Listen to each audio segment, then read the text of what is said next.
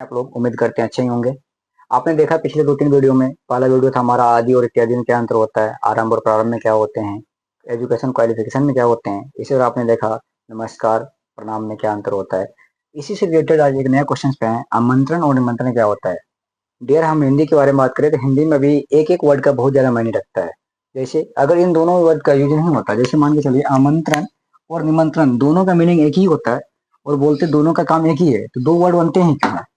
अगर हिंदी में बने हैं तो उसका एक मीनिंग है, उसका एक अपना डीप मीनिंग है, उसका बोलने का तरीका के साथ उसका अर्थ परिवर्तन हो जाते हैं। तो चलिए आज देखते हैं हम आमंत्रण और निमंत्रण में क्या डिफरेंट होता है या फिर इसका बेसिक क्या होता है, इनका यूज हम कहाँ करते हैं, निमंत्रण क्या होती है और आमंत्रण क्या होता है। चलिए जानते हैं इनके बारे में। सबसे पहले हम बात करते हैं आमंत्रण की।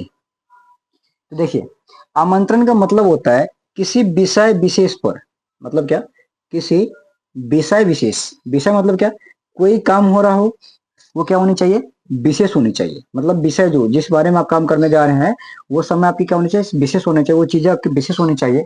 बोल रहा है किसी विषय विशेष पर विशेष व्यक्ति का, अगर सब्जेक्ट हमारा क्या है, विशेष है और साथ में विशेष व्यक्ति भी है, विशेष मतलब कोई पर्सन व्यक्ति है फिर कोई उस लेवल का इंसान का बुलावा होना ही आमंत्रण होता है। क्या देखिए, इसमें ध्यान देने वाली बात क्या है कि विषय क्या होनी चाहिए, विशेष होनी चाहिए, साथ में आदमी विशेष होनी चाहिए। एग्जाम्पल इन्हें बोल सकते हैं कि मान लिया कोई भी सम्मेलन का उद्घाटन कर रहे हैं, सम्मेलन का उद्घाटन कर रहे हैं, तो सम्मेलन का उद्घाटन का मीनिंग ये होता है कि सम्मेलन जो हो रही है तो सम्मेलन भी क्या है, विशेष है। और जो इसका उद्घाटन करने के लिए कोई आदमी आएगा जो दीप प्रज्वलित करेंगे या फिर इसमें भाषण देने आएंगे या फिर बोले तो इनका कार्यक्रम का कार्यकर्ता के रूप में ये आगे उस चीज का मॉनिटर करेंगे, ये क्या हो गए, ये विशेष हो गए, आदमी विशेष और चीजें भी क्या हो गई विशेष। तो इन चीजों में जो इनको हमें बुलाने के लिए काम करना पड़ेगा, बुलाने के लिए उनको क्या भेजना पड़ेगा, आमंत्रण देना पड़ेगा।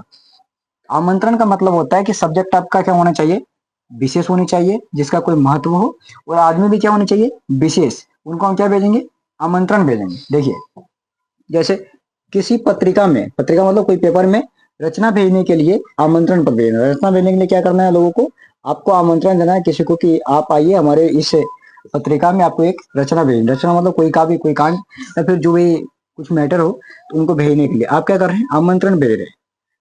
तो आमंत्रण का एक चीज और भी होती है कि आमंत्रण में जो होता है ना, आमंत्रण में व्यक्ति की इच्छा पर चीजें डिपेंड होती है। जिनको आप भेज रहे हैं उनके व्यक्ति को महत्व दिया जाता है, उनके इच्छाओं को महत्व दिया जाता है। किसमें, आमंत्रण में। आमंत्रण में व्यक्ति की इच्छाओं को महत्व दिया जाता है।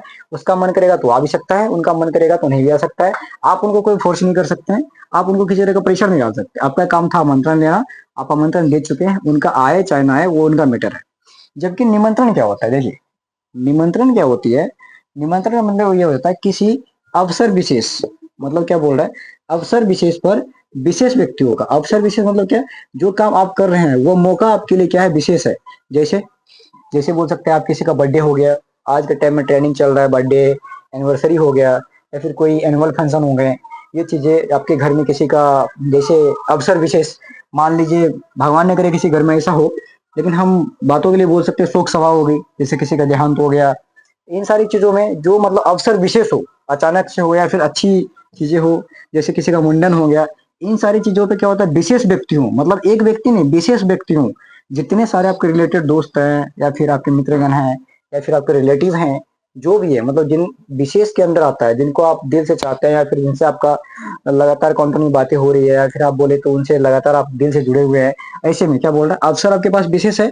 आप विशेष व्यक्ति को जो जो आपको लगता है कि नहीं हमारे इन हिसाब से सही है, अच्छा हमें इनको इनवाइट करना चाहिए, तो उसको आप क्या भेज सकते हैं, निमंत्रण भेज सकते हैं। इन लोगों को अवसर विशेष पर विशेष व्यक्तियों को बुलाना ही क्या होता है, निमंत्रण होता है। जैसे हम शोक सभा का एग्जाम्पल ले सकते हैं कि मान लिया आपके घर में किसी का देहांत हो गया, फिर कहीं पर भी किसी का देहांत हुआ है, तो वहां पे लोगों को क्या करते हैं, बुलाते हैं। बुलाने में क्या करते हैं, वहां पे आमंत्रण नहीं, वहां पे निमंत्रण दिया जाता है कि आपको हमारे यहाँ ये काम है और इस चीज में आनी है। निमंत्रण में कुछ चीजें ध्यान देने वाली होती है, जैसे निमंत्रण में समय निर्धारित किया जाता है। जैसे आपके यहाँ मान लीजिए शोक सभा है, अगर शोक सभा की बात करें तो शोक सभा की टाइम दिया जाता है कि 12 बजे, 2 बजे, 3 बजे, 4 बजे, जो भी।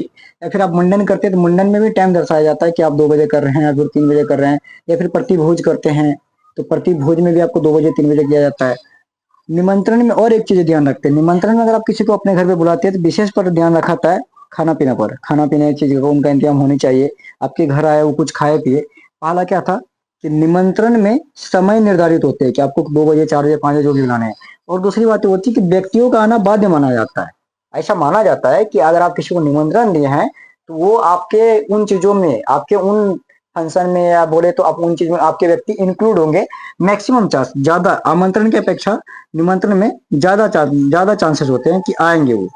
ठीक है, तो इसमें माना जाता है कि व्यक्तियों का आना बाध्य होता है निमंत्रण में। फिर भी आज के टाइम में डिपेंड करता है व्यक्तियों के ऊपर कि आप निमंत्रण दे रहे हैं तो वो आए या फिर ना आए। चाहे निमंत्रण दे रहे हैं चाहे आप आमंत्रण दे रहे हैं, लेकिन माना ये जाता है कि निमंत्रण में व्यक्तियों का आना बाध्य होता है। व्यक्ति आपके पास आएंगे और आपको उन चीजों पे किया जाएगा। डियर, हम पहले बोल चुके हैं, हिंदी में एक एक मीनिंग का बहुत ज्यादा वैल्यू होती है।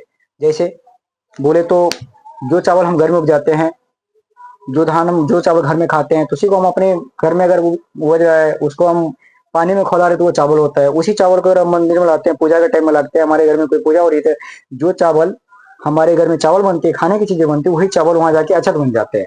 अब वहां पे ये नहीं बोल सकते कि अछत की जगह पे चावल लाइए। हिंदी में मीनिंग का बहुत ज्यादा मायने रखता है। आप क्या बोलते हैं, अब मान लीजिए पूजा कर रहे हैं, तो पूजा का टाइम होता है, एक जल होता है, दूसरा पानी होता है। अगर हम पूजा में बोले कि गंगा का पानी लाइए तो वो मीनिंग उतना बेटर नहीं होगा, जबकि यही बोले कि गंगा जल तो बेटर लगेगा।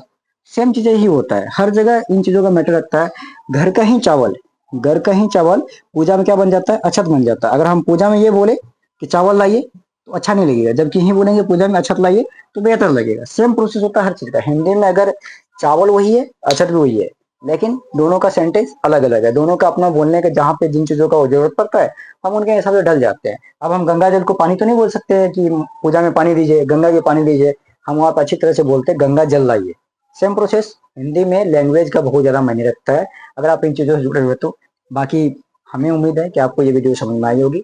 अगर किसी तरह से कोई संकोच है समझने या नहीं समझ पा रहे तो आप कमेंट में बोल सकते हैं, आपको उस टॉपिक पे रिप्लाई जरूर दिया जाएगा। Okay, thank you.